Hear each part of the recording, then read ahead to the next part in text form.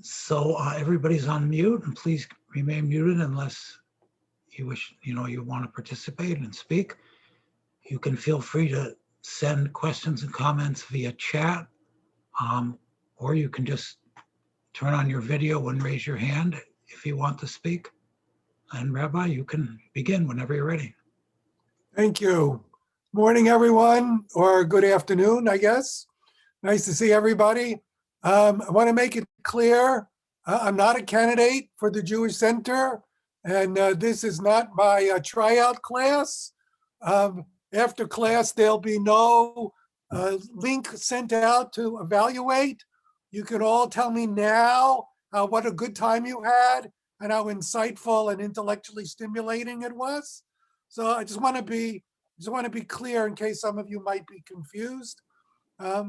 I also wanted to say I'm getting ready for Purim, and part of my Purim costume just came in the mail. So came about 15 minutes ago.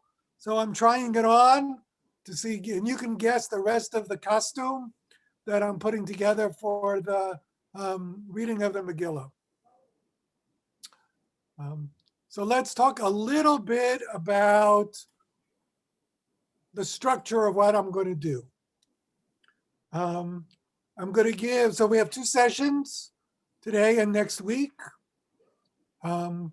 Today I'm going to give a little bit of the context of the Guide for the Perplexed, Moreh Nevuchim, and a little bit of the biography of Maimonides.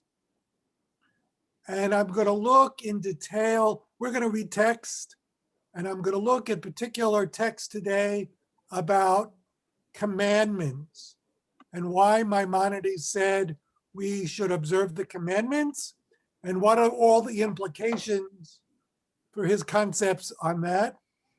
And next week, we are going to read his grand finale, which is called The Parable of the Palace. We're going to study that in great detail, which is, for him, how you get to the divine. We're going to go through his stages, and hopefully one of 2 things will happen.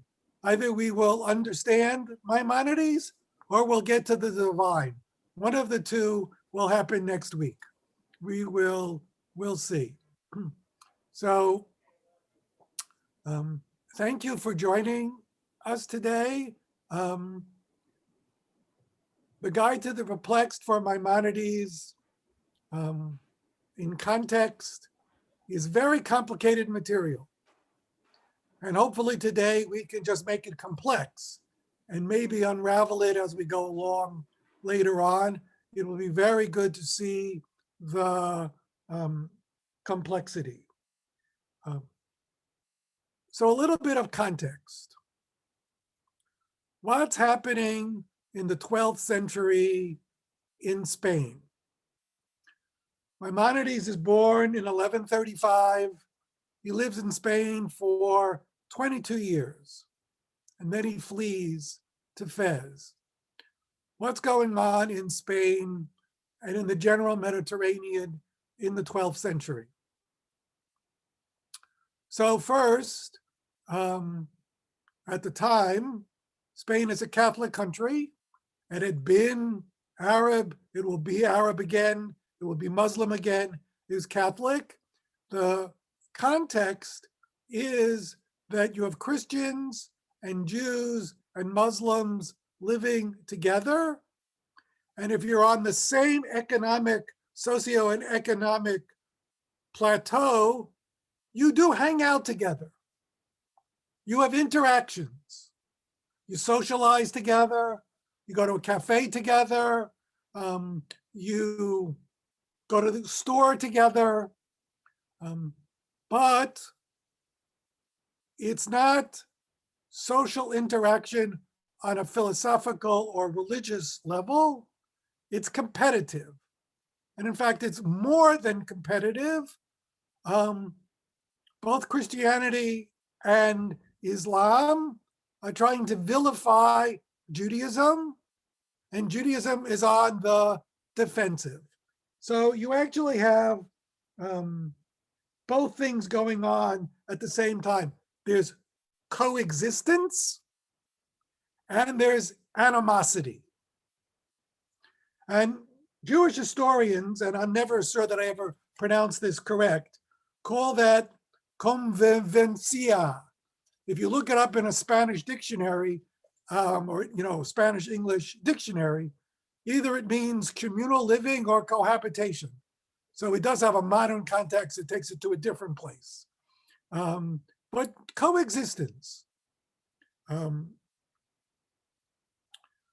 of the other pieces to understand in context is the influence in the greater Mediterranean, or the competitive influence between Palestine and Babylonia. Eventually, when we get to the writing of the Moreh Nevuchim and Maimonides, the best example of this is in Cairo, there were two main synagogues, one Palestinian and one Babylonian. They had different rites. The Palestinian synagogue, like us today at the Jewish Center, read the triennial cycle. And Maimonides wasn't happy about it. He actually davened in his own shul, which he called a Beit Midrash, but he favored the Babylonian synagogue. There were two main synagogues. Maimonides didn't daven in either one of them, but he was more predisposed to the Babylonian way in terms of being halachically correct. But the reason that that's important is a lot of the traditions and a lot of the influences come from Eretz Yisrael. The other part of the context is Maimonides' native language was Arabic. He grew up in an Arabic environment. He learned Proto-Spanish, whatever we call the Spanish of the period, and Hebrew. And because the Quran was written in Arabic and it was heavily influential in society, it spurred a Hebrew revival, which is one of the reasons why he was able to write in Hebrew, because he knew it, but most people didn't understand it. They only understood the Arabic. So just in terms of context, there's a very heavy Arabic influence. And when we talk about the Guide to the Perplexed, the Moreh Nevuchim, and Aristotle and the influence of Aristotle. So first of all, the name Aristotle only appears 7 times in all of Moreh Nevuchim, and in all probability, Maimonides never read Aristotle in the original. He was reading Arabic translations by a variety of different people who had translated Aristotle, and he was reading the Arabic philosophers who had translated Aristotle, because that was the norm. Because all of the well-educated people in Spain and in the culturally similar environment of the Mediterranean basin, if you were well-educated, you read philosophy, and you probably read it, if you were in the Arabic world, in Greek translation. So that's a little bit of context. Let's talk a little bit about the biography of Maimonides. As I said, he was born in 1135 in Cordoba. He lived there till he was 22, and then he fled. The first book he ever wrote was called Treatise on the Art of Logic. So 2 things to note about it. So first of all, it's written in Arabic, and it has no Jewish references whatsoever. It's a really good primer on logic. And it became one of the basic textbooks in the Arab world if you were learning like AP philosophy in high school or early in your college career. You might be reading Maimonides on logic if you were not Jewish. It was very influential, but written in Arabic and not signed by him. Scholars all agree that he wrote it, but he didn't sign it. And now we begin to talk about some of the mysteries around the Moreh Nevuchim and about Maimonides in general. So already it raises a question. If you're so brilliant at the age of 16 and you write a primer on philosophy that is very popular, why did you not sign it? Why is your name not put on it? So first of all, we can't answer the question. I will share with you some of the speculation. One part of the speculation is that he did not want to be identified as Jewish. There are those who take it to a more radical step, which is that he actually was posing as a Muslim. And this gets all into the biography of Maimonides, and there's more than one school of thought, and there are a variety of opinions, stretching from that he was a out there proud Jew to he hid his Judaism. He was a Muslim on the outside and a Jew on the inside. And for those who think that he actually physically and momentously, when he was in Fez, converted to being an outright Muslim and later converted back. So in the year 1147, when he's 22 years old, the Almohads cross over Gibraltar from northern Africa. They invade Spain, and they have a very different attitude to the Jews. All of a sudden, there are Jew laws. Jews had special headgear that they had to wear to identify themselves as Jews. There were regulations of how high you could or could not build a synagogue. There was Jewish clothes. And there was outright pressure to convert or to be killed. And Jews fled. Maimonides and his father with his family, fled over the Mediterranean to Morocco, to Fez. One might ask the question, the Almohads also ruled Morocco and Fez, so why did he flee there? Good question. No great answer to that. He's only there for 5 years.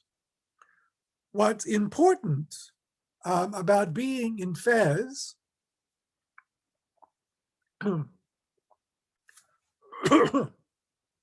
it's probably where he studied to be a physician.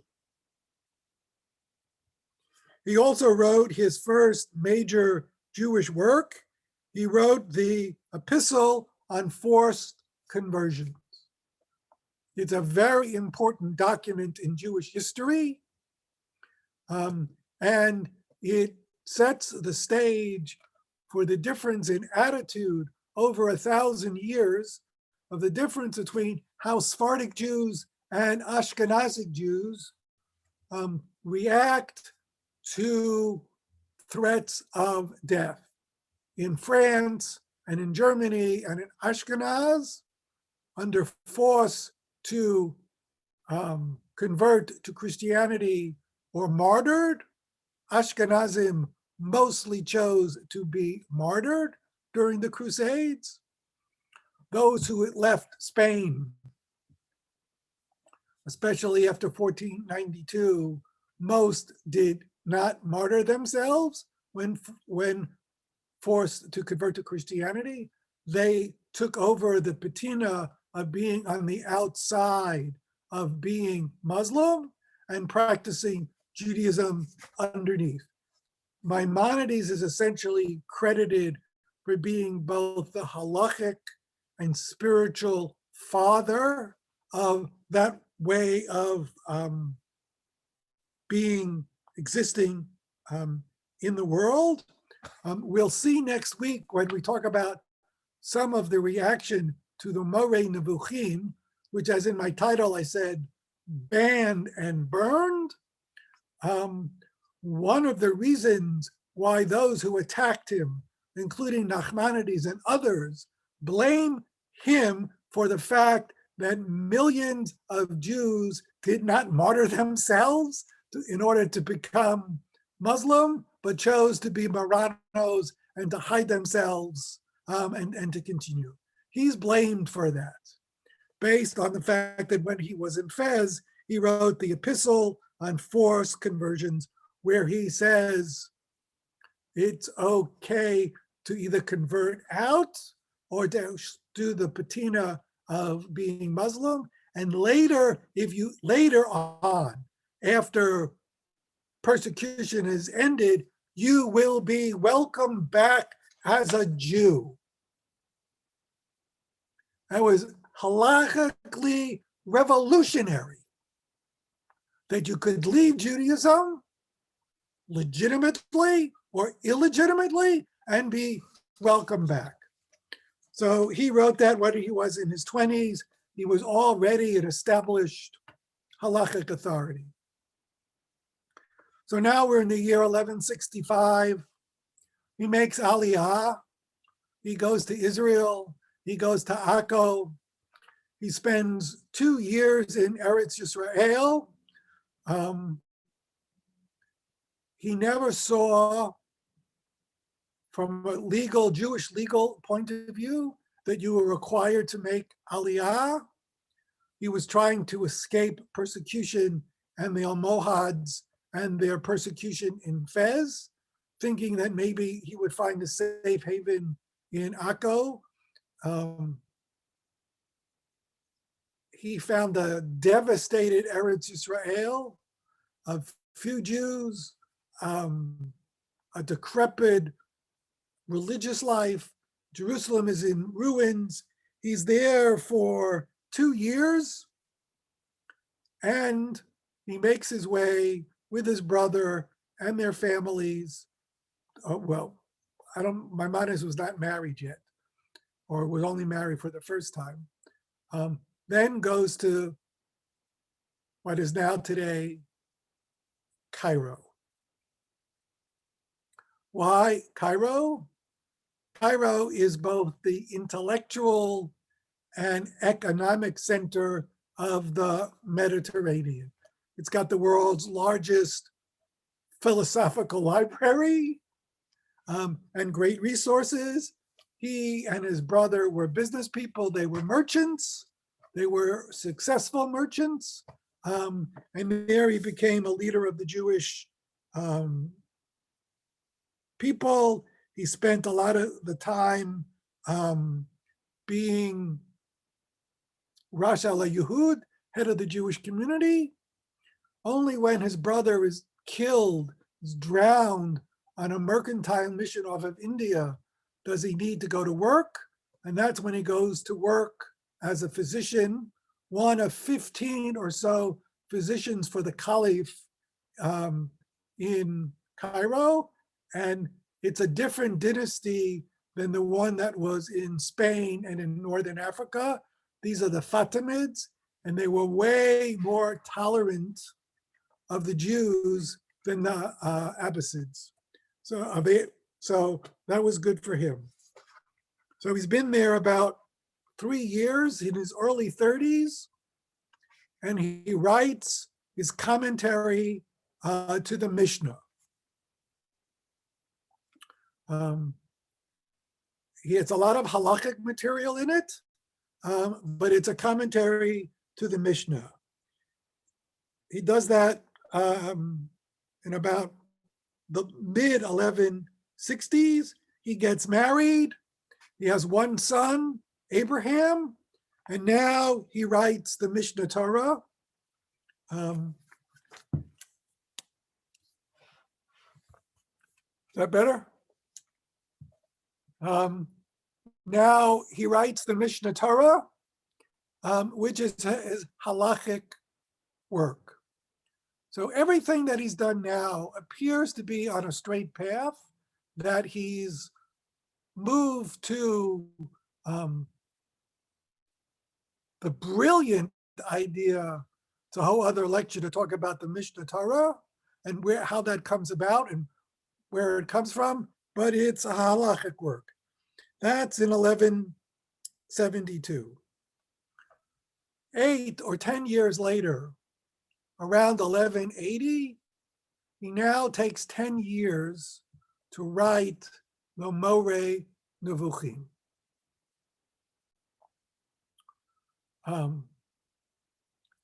The Mishnah Torah is an incredibly well-organized, well-thought-out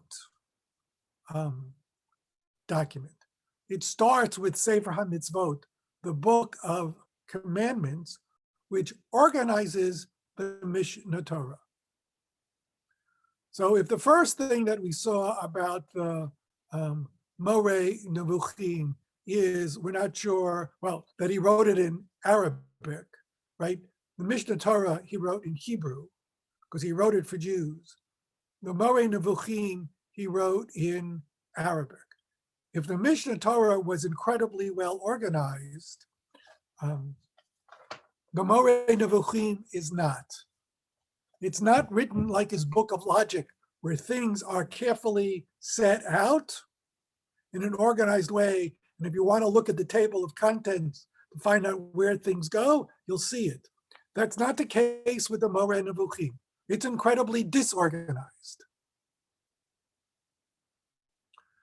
So now you need to pause and need to ask the question, why would he write it disorganized? This is the most incredibly organized Jew we have ever met in the entire universe. That is his brilliance. And he writes a disorganized book. Why? So first of all, it's on purpose. It's a disguise. It's the same way that he was about whether he was Jewish or Muslim. He was concealing something. So the book conceals and the book reveals on purpose. It's not straightforward. It's meant to deceive. It's meant to be confusing. It's meant you could read it like this, or you could read it like that, depending on what your orientation is, and depending on what you're looking for. And it was a defense mechanism. Second piece is he wrote it to his student, Joseph, who was often, he had a student in Cairo, his great pupil, I have to go and find his name, his great student, who was also a doctor and also a philosopher and also a merchant, who went and moved for economic reasons to Syria. So Maimonides felt that his philosophical education was not complete, and therefore he needed to finish it. And how did he finish it? He was going to finish it by writing him missives. Eventually, those missives became the Moreh Nevuchim. But he wrote of this, and he wrote of that. He's thinking this, he wrote it. So he wrote one part, and then he wrote another part. So that's the other reason why it comes across as sort of disorganized.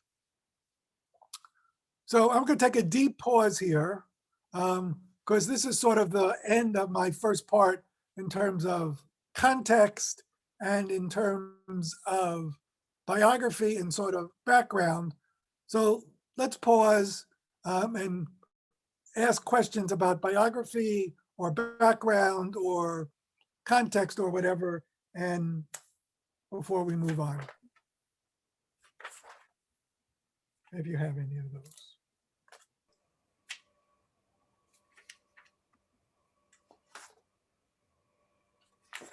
Feel free to raise your hands if you have any questions. Jerry. Well, I just wanted to know if I know he was born in Cordova, I believe, but was his family originally, would you say, from, come across the straits with the Moors, or do you think he was native to to Spain? I know he's there at least a couple of generations in Spain. Well, were there Jews in Spain prior to the Moorish invasion? I guess is the question. I don't know how far back it goes. I don't know that. Okay. But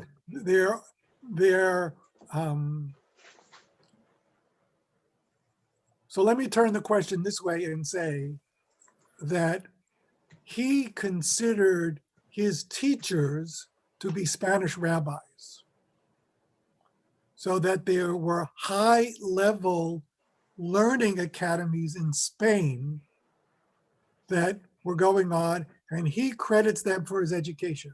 And what's important about that is he didn't need to leave Spain. He didn't need to go to Babylonia, where the Gaonim were, where the great academies were, right? And he actually didn't go to the north of Spain, where the great academies were. He didn't literally study with the great teachers. His father was his teacher. But he writes, especially in the Mishnah Torah, talks about Ibn Magash.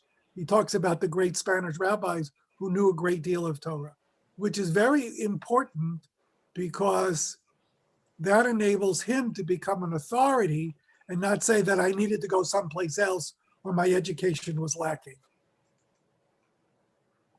But good question, so I got to write that down. Thank you. Michael? There's a commandment in the Bible that God told the Jews not to return to Egypt. So, it doesn't appear that was followed by many Jews. I mean, Jews did reside in Egypt. So how was that command interpreted by those to whom halacha was very important? Well, I think that, so first of all, I would have to check whether that's a halakha or a guiding principle, right? How does it actually, sit, right? Survival is the major rule. I mean, it's just as significant is he didn't feel he needed to make aliyah like Judah Halevi, right? He didn't say Libi b'Mizrach, I got to go in Eretz Yisrael. He went and he left. That is an even bigger violation, which is if you're in Eretz Yisrael and you leave. So all of those laws are, in a sort of different context is you got to do what you got to do in order to survive. If you're going to, if you can live under certain circumstances, okay, which is part of the whole thing about living as a Muslim on the outside and being Jewish inside. There's a great story about chocolate on Yom Kippur in Spain, right? So Spain was famous for importing chocolate from Mexico or Peru. And if you were wealthy in Spain, having chocolate was considered the sign, that was your Lexus, that was your Cadillac. It was the symbol of having been successful. And so what did the authorities do to find out if they thought that somebody was Jewish? On Yom Kippur, they would go around and give them hot chocolate and say, you have to drink hot chocolate knowing that it was Yom Kippur. And so we have all these recorded stories where the family is sitting down at the table to have hot chocolate, and all of a sudden they spill the hot chocolate. So, oh, I lost my hot chocolate. So they were able to continue to fast on Yom Kippur. So it's how do you survive under difficult circumstances?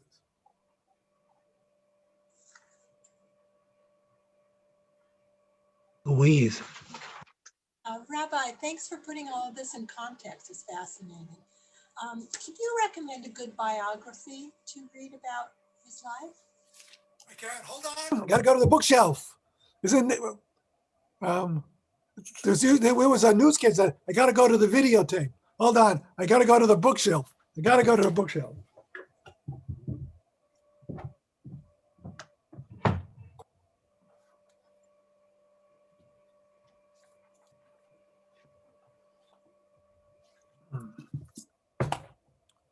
So let's see, can you see that? It's called Maimonides. The name of the author is Joel Kramer, Kraemer, Kraemer. His first name is Joel. It's very readable. Oh, good. Thank you. And he puts it in, it's scholarly, but it's readable. Excellent. Thank you, Rabbi. And so as long as we're doing biography, if you want, this one is also incredibly readable. If you want to read about the Guide to the Perplexed, read a book by Micah Goodman, M-I-C-A-H, Goodman, Goodman. It's also called Maimonides and the Book That Changed Judaism. In the beginning of this book, there's a biography. There is a biography in the beginning a little bit, but this is mostly about his God concept and all of the things that he does. This is also incredibly readable. You know, this is some of the most complex stuff in the world and some of the most complex parts of Judaism. And he does an incredible job of making it digestible. It is not a quick read. This is not a novel for 2 nights, but it's readable. And here's the trifecta. No, they all start with the same title, Maimonides. This one is called Maimonides' Life and Thought. And this guy's name is Moshe Habertal, Oh, sure. Halbertal, Halbertal.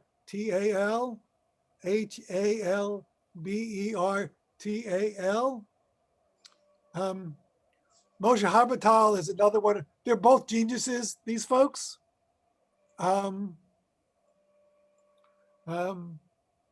Habertal is the one who wrote the rules of engagement for the Israel Defense Forces as an ethicist. He's a professor both at New York University and Hebrew University. This book is a biography, and he will go through all of Maimonides' writings. Mishnah Torah, commentary to the Mishnah, Shmona Prakim. He goes through them all. So he's got 2 chapters at the end on Moreh Nevuchim. If I had to pick one, it would be hard. I'd start with the biography.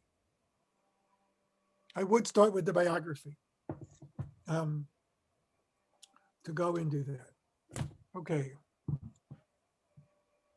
Rabbi, there's a couple more questions if you have time. Jack and then Avi.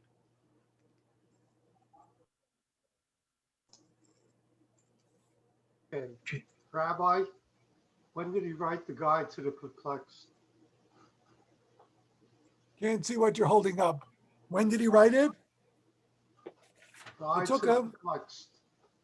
It took him 10 years from about 1178, 80, we're not sure when he began, till he concluded it in 1191. It's not very readable. Oh, not at all. Not at all. So in and of itself, so first of all, he wrote it in Arabic. It was translated into Hebrew. There were two major translations, one of which, one of which took place in his lifetime.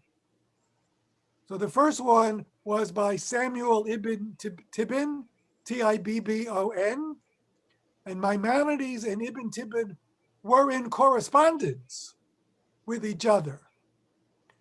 Ibn Tibbon would write to him and say, "What did you mean here?" And Maimonides would say, "This is what I meant."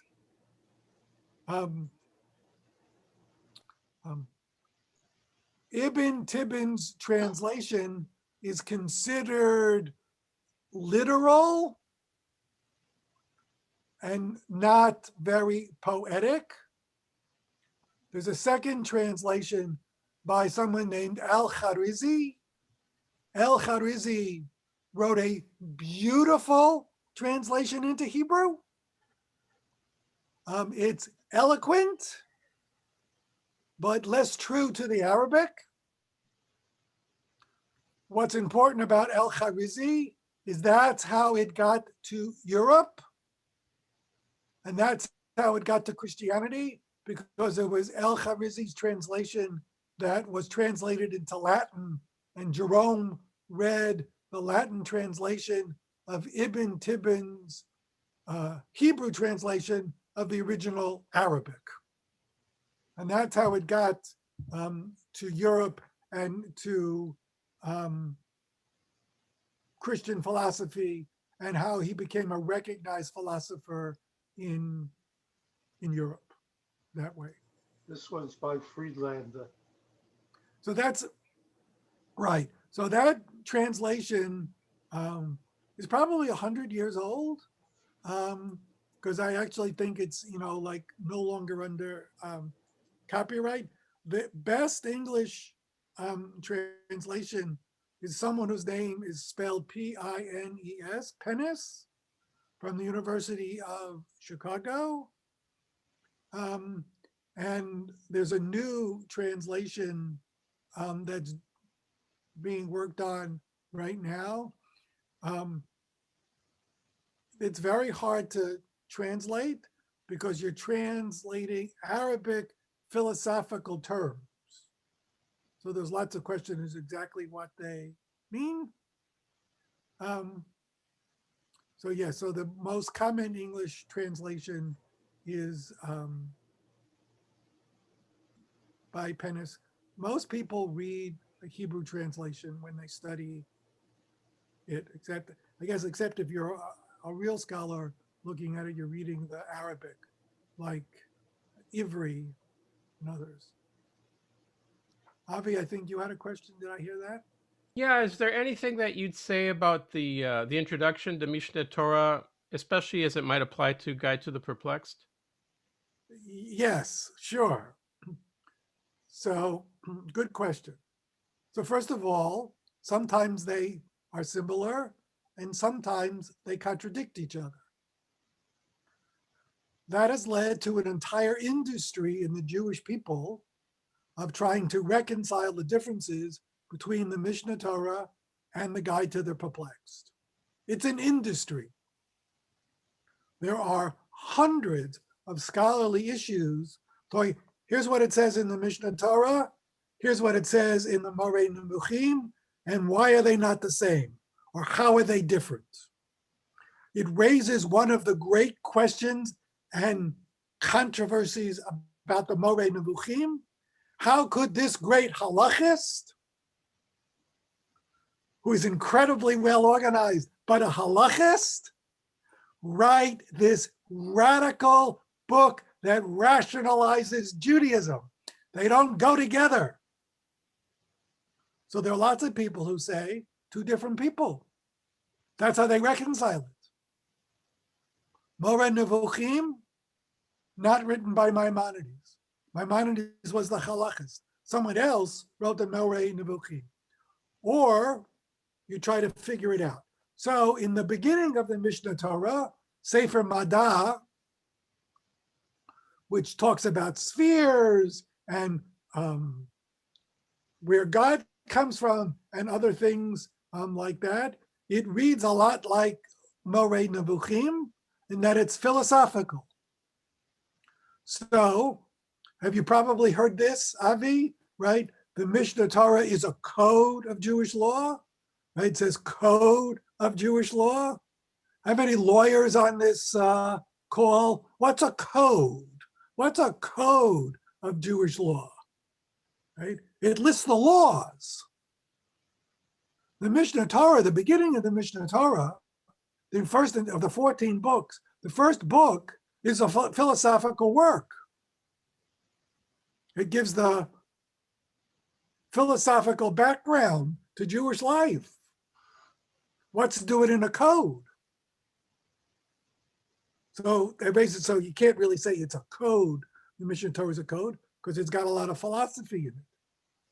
And a lot of the philosophical notions are similar, like explaining, well, I'm actually very careful that when I composed the source sheet, that I didn't take quotations. There were better quotations, more readable quotation from the Mishnah Torah to make the same point, but I wanted to keep it pure and from Moreh Nevuchim. But you can find the same quotations and the same things in the Mishnah Torah.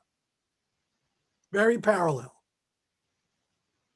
But sometimes there are distinct contradictions. So, and one of the biggest examples of that is about creation of the world. The creation of the world is considered the will of God in the Mishnah Torah, and in Moreh Nevuchim, it's up for grabs, whether it's the will of God or whether it's eternal. So there are both similarities and exact parallels and contradictions. There are 15,000 halachot in the Mishnah Torah. About 1/4 of them are explained in the last part of the Moreh Nevuchim. He deals with about 25% of the halachot and giving them reasons in the Mishnah Torah. And I guess that's the other big difference between the two, is that what's the purpose? That the halachic purpose in the Moreh Nevuchim is to give you a reason for observing the mitzvah. I mean that's essentially going to summarize my entire thesis, is that the writing of the Moreh Nevuchim is to rationalize the mitzvot. And the purpose of the Mishnah Torah is to organize them. Those are very different purposes, obviously.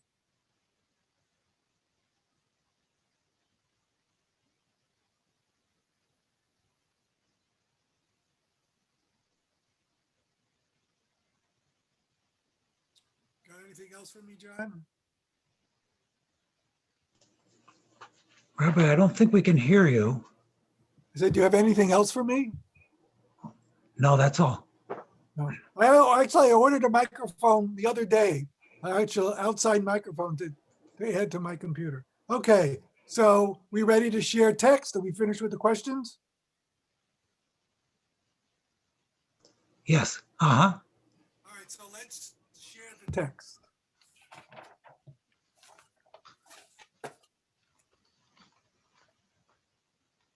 Avi, do you think I could call on you to read the first one?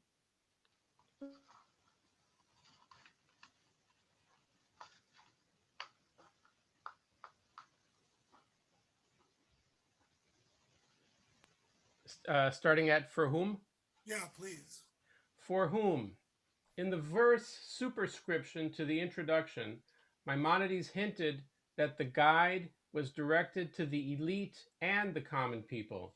For in the verse, "Unto you, O men, I call, and my voice is to the sons of men," from Proverbs, the word men refers to the elite, and the word sons of men refer to the common people. So the first question that's always asked about the Moreh Nevuchim is, for whom did he write it?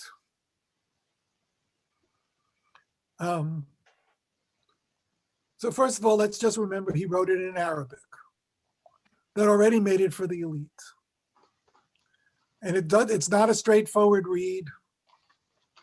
And when you read other things that Maimonides wrote, especially letters, he talked about writing something called the Book of Harmony, which was meant to be a book on similar topic, but for real people, the common people. He never wrote it. And the Moreh Nevuchim is just considered this book for the elite. The first third of the Moreh Nevuchim is all about how to interpret the Bible as a philosophical work, which makes it only for the privileged. Okay, Avi, let's continue. This is the opening poem that he wrote. This is his opening poem. My knowledge goes forth to point out the way, to pave straight its road. Lo, everyone who goes astray in the field of Torah, come and follow its path. The unclean and the fool shall not pass over it, and it shall be called the sacred way. God is very near to everyone who calls. If he calls truly and has no distractions, he is found by every seeker who searches for him, if he marches toward him and goes not astray. Great, thank you. So first of all, he begins with poetry.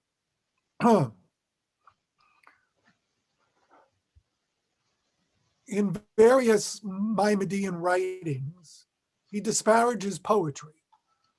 So you would ask, why in his leading work does he start off with a beautiful poem? So when you go back and examine his disparaging of poetry, it's only in the sense that he would rather you work on an intellectual exercise and not that you do poetry. If you only had so much time, he said, be an intellectual, not a poet. But Maimonides actually wrote a fair amount of poetry. So the second thing that I want to say about what's the purpose of the Moreh Nevuchim. So if it's not a book that follows a logical order, and if it's a book that's hard to follow, and if it's a book that's mystery upon mystery, it's fair to say it's not meant to be a teaching text. It's not a heuristic text. There are many people who say are either disappointed about that or confused by it. Remember, he's writing to his student Joseph in Syria, trying to educate him. So you would assume that it is a heuristic text, a teaching text.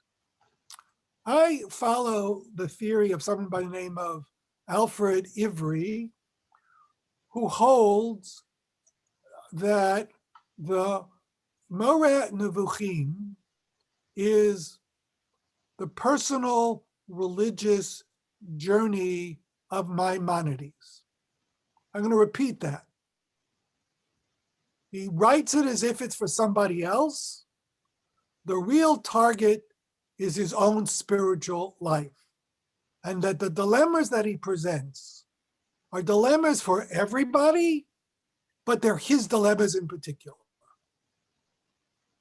And he's writing this book about philosophy and Judaism and philosophy and revelation and philosophy in the mitzvot because it's his own personal dilemma, right?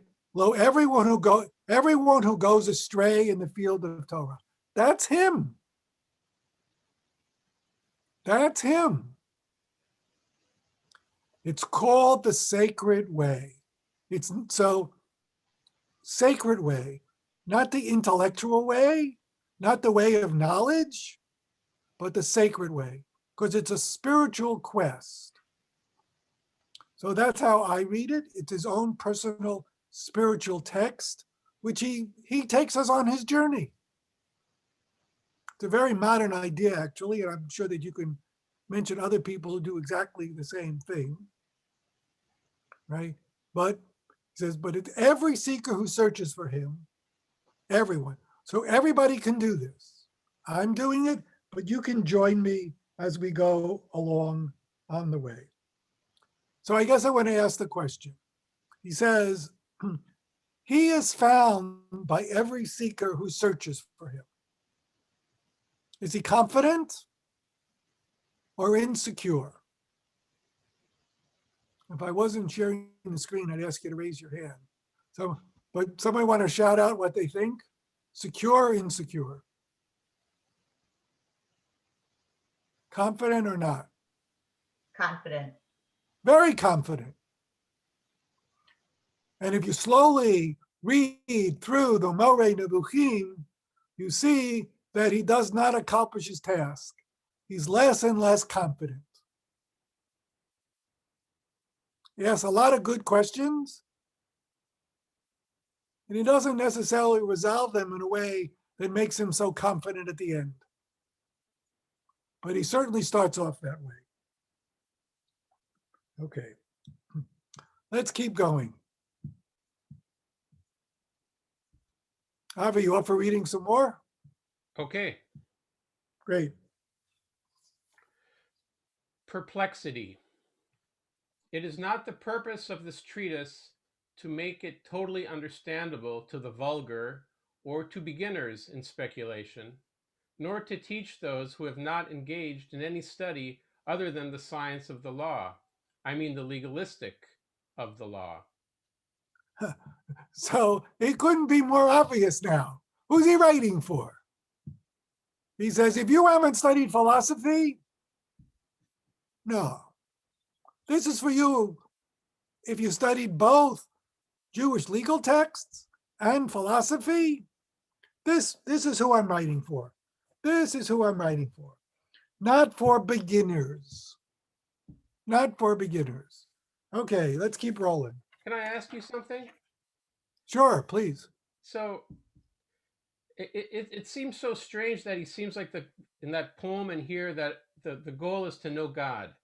And that anyone who tries to know God, find the divinity, they will do it if they're the elite and have this kind of philosophical approach. And he doesn't talk about halacha and mitzvot and prayer or any of the concrete legalistic parts. It seems strange that he spent so much energy on codifying, here's what you have to do in halacha, when it seems like he thinks that that is not really the way you get to God, and that's the most important thing. Well, so a few things. So first of all, remember, I'm quoting things all out of context, right? And we're actually going to look at texts about what it means to observe the,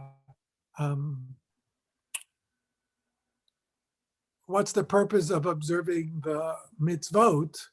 And the purpose of the mitzvot is ultimately to know God. It's a tool, yes. This book is about God, and the Mishnah Torah is about the mitzvot. There's some philosophy in the Mishnah Torah, and there's some legal material in the Moreh Nevuchim, but they have different emphases, for sure, and different purposes. And that's why some critics say it couldn't have been written by the same person. And many, as late as the 20th century, the first chief rabbi of Israel, Abraham Isaac Cook, writing about the Moreh Nevuchim, is apologetic about it and says it's much more legalistic than you think it is, and spends a considerable amount of time showing all the places where there are legalities that are there. That's part of the controversial nature of the book, and why in some places it was banned and in some places it was burned. So the question is right on, Avi, right on.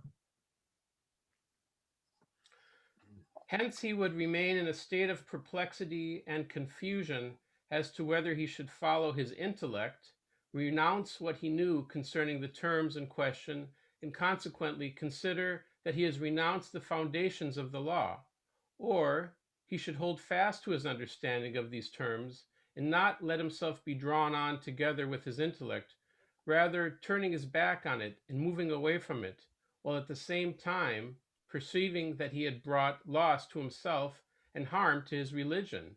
He would be left with those imaginary beliefs to which he owes his fear and difficulty, and would not cease to suffer from heartache and great perplexity. Just stop. Well, yeah, go finish it up. Fine, yeah, sure. If, however, he begins with the divine science, it will not be a mere confusion in his beliefs that will befall him, but rather absolute negation. Right. So what is he afraid of? Absolute negation. If we don't work this out, you're going to leave Judaism. Absolute negation. It will not be mere confusion, but absolute negation. Okay. Rabbi, excuse me, Rabbi, Ilani Litt had a question before. Ilani, do you want to? Stop the share screen for a second so I can see her, please. Can we do that? Great. Ilani, you're muted. You're muted. Thank you for reminding me. I'm on a different device. Thank you, Rabbi, for such an interesting session. I had a question about something you said a few minutes ago, and I didn't want to forget it, which you asked whether we thought Maimonides was confident or not, based on, at least as I understood you to say, based on whether he had answers to his questions. And I would just want to kind of suggest or put out there that maybe if confidence is a metric that we want to look at, what's really interesting is that his questions get more and more sophisticated, and he recognizes that they don't have answers. So many of us have wrestled with some of these questions at our own level and speed and whatever.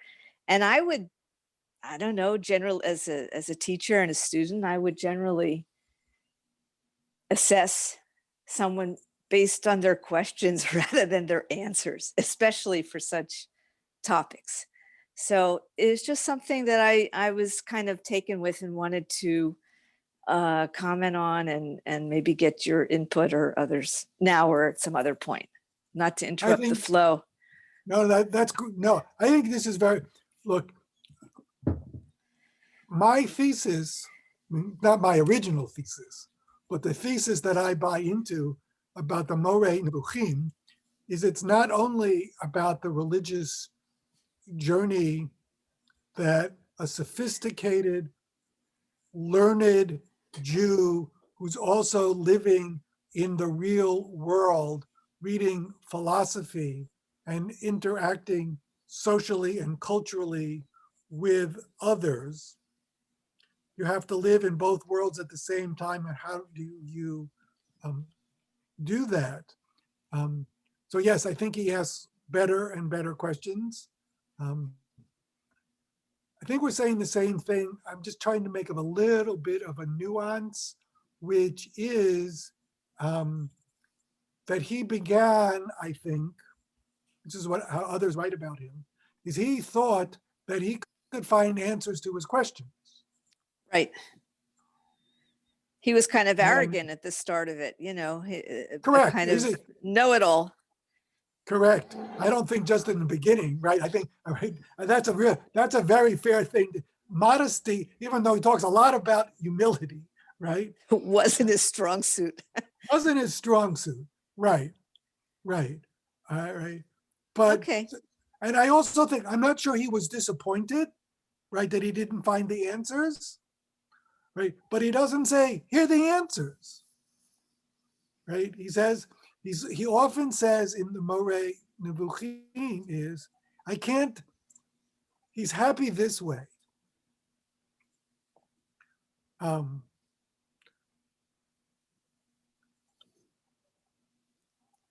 We can't disprove so-and-so, therefore we can still accept it. Like when he talks about Revelation or Sinai, right? Or creation of the world, some of these big topics. Greek philosophy can't prove that they didn't happen. Okay, I can't prove, and Judaism can't prove that they did happen. That lets us lean in to the Jewish part. Yeah, I think that's interesting. That's where belief comes in. For those things where there aren't answers, then he can take a stand as a Jew. Right, and I don't know exactly what his language is in Arabic, but the English translation often is lean in. Yeah, that's great. Thank you. Thank you so much. Yeah, Avi. And isn't there a contradiction that he was willing to embrace the uncertainty at the abstract level, and yet he was willing to take oral law and say, this is definitively what God wants in the oral law, and break with the Talmudic tradition in a sense? Ask the question again. Let me see if I'm not sure I understood. Ask the question again, please. So it seems in this conversation you just had with Eleni that he was willing to embrace and accept that he doesn't know the answer, that there's ambiguity. And yet He doesn't know the answer to some of the big picture questions, like, did God create the world? He can't prove that, but he has no doubt, and we will see it, he has no doubt about the purpose of mitzvot,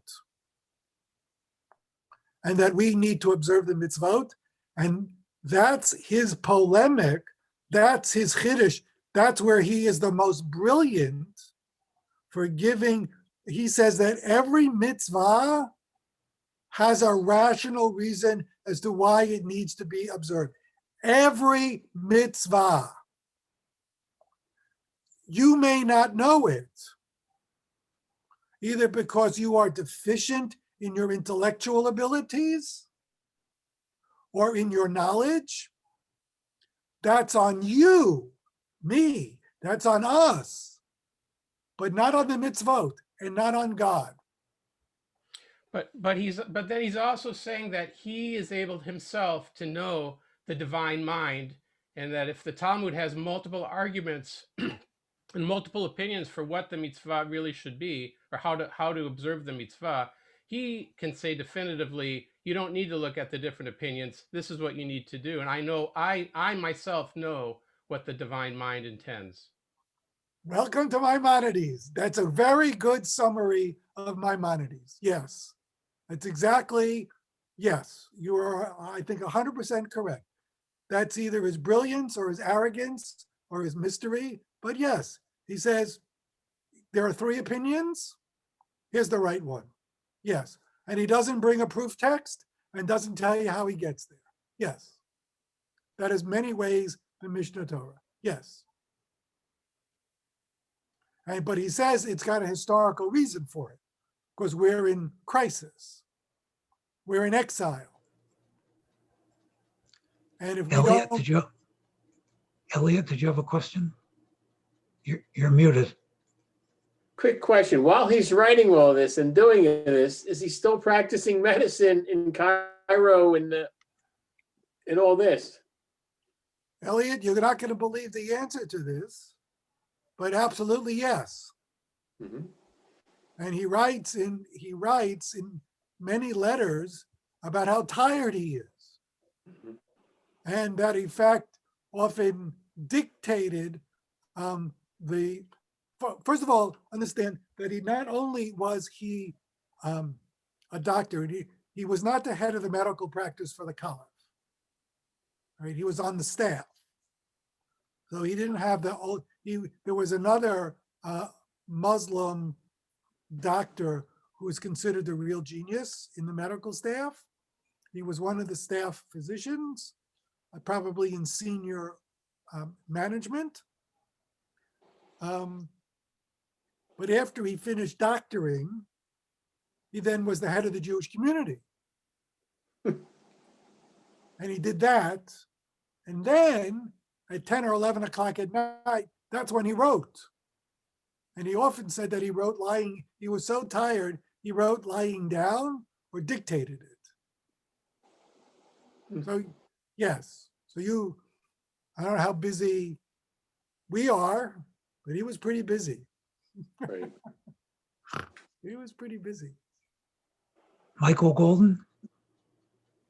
If I just look at the title of his treatise, Guide to the Perplexed, it would sound to me as if he is inviting everyone who is perplexed, from the beginner to the most sophisticated, gather around me and I'm going to explain everything to you. But in what Avi just read, he's qualifying all those who shouldn't be looking at this. You're not going to get anything out of it, and qualifying it for those that will get something out of it. So is there a disparity between the way he's titling this and then these opening remarks? This was written for the elite. It was not written for the common person. I think every once in a while he throws the common person a bone. But it's meant for someone like his student Joseph, who was well read and well educated and now confused. And one of the things I like most about it is I feel they're the same questions we have. They're the right questions. And I think what's really surprising is a lot of the answers that he gave 800 years ago, we now give all the time, but we don't know that it originated with him. But they're his answers. And again, when he says that every mitzvah has a rational reason. Okay, let's do a little more text.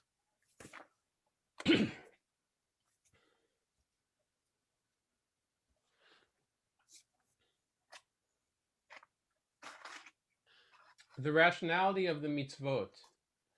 Those commandments whose utility is clear to the multitude are called mishpatim, and those whose utility is not clear are called chukim.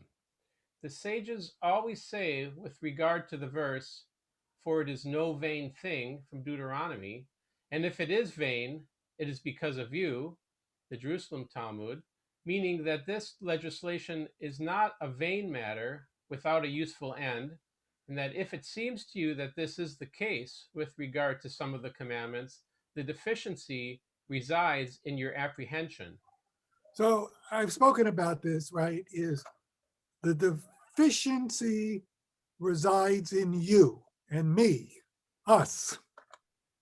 We just don't know you haven't figured it out. It doesn't mean it doesn't have a reason. We just haven't figured it out. Okay, let's keep going, please. The overall purpose of the commandments. The law as a whole aims for two things. the welfare of the soul, and the welfare of the body. Well, let's just stop there for a second, right? He tells you that the laws have a purpose. We're going to figure out what the welfare of the soul is and the welfare of the body is. But he says they're not arbitrary. It's not about like God said do this and you don't know why. Let's find the reason. Okay. As for the welfare of the soul, it consists in the multitudes acquiring correct opinions corresponding to their respective capacity. As for the welfare of the body, comes about by the improvement of their ways of living with one another. One is the abolition of their wrongdoing of one another.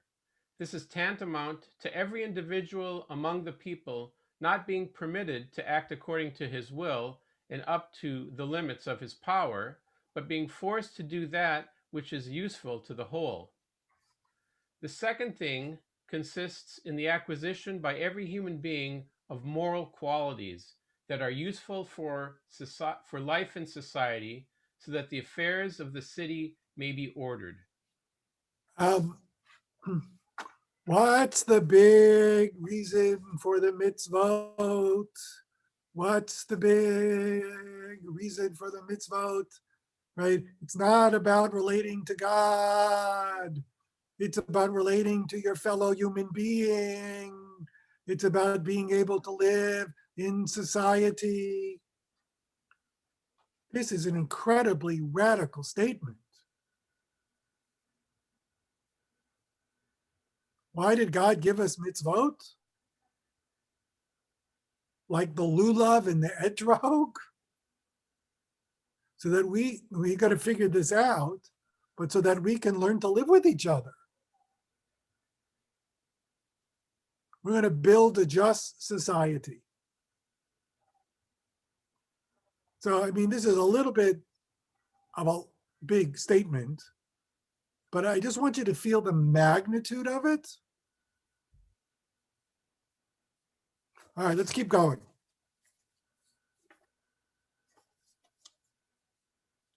Religion is more than philosophy. You know from what I have said that opinions do not last unless they are accompanied by actions that strengthen them, make them generally known, and perpetuate them among the multitude. Ideas that are not rooted in actions will not last. Great. So he says this often. He says this in a number of places in the guide, that in order to be a Jew, you just can't have Jewish ideas. Like, be a mensch. Be a good person. Right? That there needs to be some action that concretizes that wonderful thought. Why? Because that's what human beings need. What do mitzvot do? It strengthens these great ideas. So when you look at the mitzvah, you got to take a step back and say, okay, what idea is it emphasizing? So one great example of that, right, it's gonna come up with Purim, right? It says for Purim that you need to give gifts to the poor. So when Maimonides talks about that, he says, we've already taught that for every Jewish holiday, you need to give to the poor. And that's the definition of joy. Why do you add that for Purim? So don't think that Purim is this fun holiday, where you parade around and you wear a mask. It actually has a deep religious value, and that is taking care of the poor and learning how to live with other people. So it takes an idea and makes it concrete.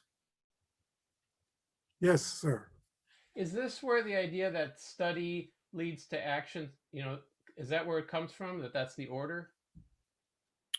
I don't know that that's where it comes from, because that's already in the Talmud, right? That's actually in Pirkei Avot, among other places, right?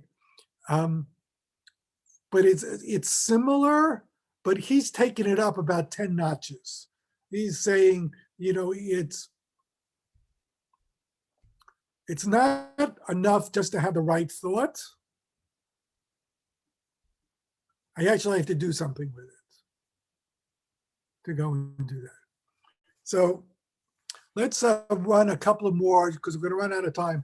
This next one is so now we're going to talk about paganism. Why are we going to talk about paganism? We're going to talk about paganism because so one of the reasons we observed already for why you observe mitzvot is in order to live with other people and to live with other people well. A very big reason for the mitzvot is to counter paganism, which was out there. Okay, so here's one quote about it, please. Distancing commandments. As for the slaughter of oxen, the majority of idolaters abominated it, as all of them held the species in very, very great esteem. Hence you will find that up to our time, the Indians do not slaughter oxen, even in countries where other species of animals are slaughtered. So the reason I brought this is, will you tell me why in a book of Jewish philosophy, he is going all the way, for an example, from India? What's going on here?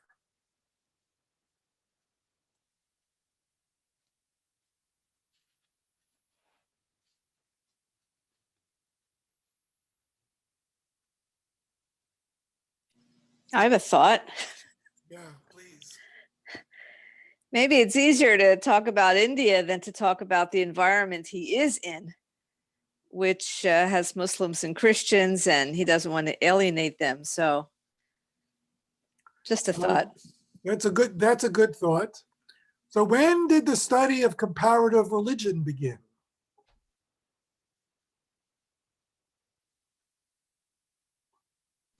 Depends how you define it. Well, that's what Maimonides is doing. He's doing comparative religion. And in fact, in Moreh Nevuchim, he creates a made-up religion called Sabbateans. He made it up. They're not real. It's his straw man that he creates in order to put out there to explain Judaism. So first of all, here he's doing comparative religion, and he's justifying sacrifices. So there's a lot of, why did after Judaism is monotheism, and we know that God doesn't eat the sacrifices, why do we continue to give sacrifices? So he's got to go through a whole heavy-duty explanation as to why we keep sacrifices, and he explains it that it's not that God needs it, but it's a form of religion that everybody's comfortable with. We just need to reframe it. We're going to reframe it and make it acceptable to the rational mind of the medieval Jew who's read philosophy. So again, it's another kind of radical step to go and do that. Rabbi, I have a question. At that time, there was no more sacrifice, even, from the destruction of the temple. So, why is he saying it as if it's still a practice, a religious practice? Right. So more than 1/3 of the Mishnah Torah is about laws that we no longer observe. so not the guide to the Perplexed, in the Mishnah Torah, more than 1/3 of the Mishnah Torah are laws about sacrifices and other things that were no longer observed. Because he was of the notion that you needed to study all of Jewish law, because someday the temple would be rebuilt, the Jews will be in power in Eretz Yisrael, and the government will be restored. We will go back to it. So he believed we go back, the Jews would go back to it. And that's why he had to explain it, to go into that. So let's go back. Let's read quickly 2 more to conclude. Avi, in the middle of the next paragraph, you see where it says, in my opinion? Yes. Let's go there, please. Mitzvot of appropriation. It is known that idolaters sought to build their temple and to set up their idols in the highest places they could find, there, upon the highest mountains in Deuteronomy. Therefore, Abraham, our father, singled out Mount Moriah because of its being the highest mountain there, proclaiming upon it the unity of God, and he determined and defined the direction toward which one should turn in prayer, fixing it exactly in the west. Okay, let's keep going. In my opinion, the reason for this is as follows. Inasmuch as at that time the opinion generally accepted in the world was to the effect that the sun should be worshipped and that it is the deity, there is no doubt that all men turned when praying toward the east. Therefore, Abraham our father turned when praying on Mount Moriah toward the west, so as to turn his back upon the sun. So he's correcting an erroneous belief, right? We're bowing. Why are we bowing? No, we're bowing in the opposite direction to show that we're not pagan. We're different. We're not pagan. We're doing it differently. God is in the east where the sun is. We're turning our back to God. So it's a good time to point out something like shatnez. What's shatnez, right? Specifically prohibited a priest from wearing a garment made of mixed materials. Was this a peculiar law? Where does this come from? Who cares? And the answer is that that's what pagans did. Pagans wore shatnez. And so Jewish law forbids shatnez, wearing a mixed garment, to show we're not pagans. To go and do that. Okay, I think I'm going to conclude here. We'll pick this up next week. And it's very impressive that a couple of people have emailed me and said, I've read parts of the Moreh Nevuchim and whatever. I have to say, so first of all, thank you. It's been a lot of fun and terrific. This is some of the hardest Jewish material that's out there. This is not like reading Rashi. This is so much harder. And for many reasons, but one of the reasons why I think it's exciting is I think that his questions are our questions, and it's his personal religious journey that he's trying to make sense of. And as we're on his journey, it helps us on our journey. So thank you. Thank you very much. And if you have questions, please send them to me. And over the week, I'll try to find some answers. And, I can start next week with questions if you've thought of them while we've been doing it. Okay? So thank you very much. Thank you, Rabbi. Don't forget next week, next Tuesday, February 2nd, same time, same place, same Zoom link. Thank you very much. Thanks, John.